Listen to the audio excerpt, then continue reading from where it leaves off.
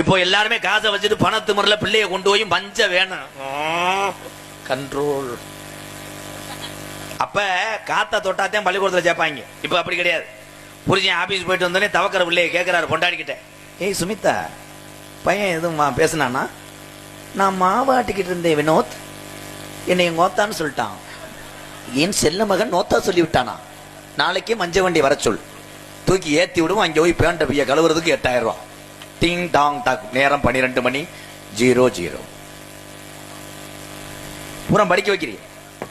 1 லட்சம் செலவு பண்ணி படிக்க வச்சோடனே பக்கத்து வீட்டுக்காரன் போய் கேட்கிறேன், உன் மையனை பள்ளிக்கூடத்தை சேர்த்தே இப்ப எப்படி படிக்கிறேன்? ஏ சொல்றான், மை சன் ஏ சொல்றான். 1.5 லட்சம் ரூபாய் செலவு. பி சொல்லணும்னா 3 லட்சம் செலவு. அப்புறம் என் கிட்னியை வெத்துட்டேன் 10,000 வரைக்கும் போது. தேவையில்லை.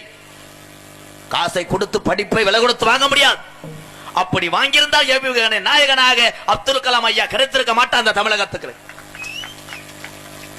அன்றைய காலத்தில் அரசாங்க பள்ளிக்கூடத்தில் படித்து பெற்றதாயகனுக்கு அன்றே எந்த ஒரு கஷ்டத்தை கொடுக்காத ஒரு தமிழனா ஏவுகணை நாயகன் வீடு வீடாக போய் மழை பனி என்று பாராமல் வாடகை சைக்கிள் எடுத்துக்கொண்டு அன்றாட நாளிதழ்களை வீடு வீடாக போட்டு அதில் வரக்கூடிய வருமானத்தை வைத்து படித்து பட்டமற்று உலக நாட்டுக்கே பயங்காட்டி மறந்து கிடக்கிறான் ஒரு உத்தமன் ஏபிஜே அப்துல் கலாம்.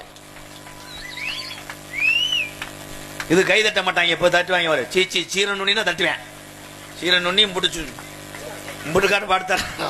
ஏன் வாயா அவுஜாரி வாயாடா. ஆனால் அப்துல் கலாம் ஐயா ஞானமானவர்கள், உண்மையான தமிழே, நாட்டுக்காக உழைத்தார். நாட்டுக்காக தன்னுடைய உயிரை தாகம் சொல்லி இறந்தார்.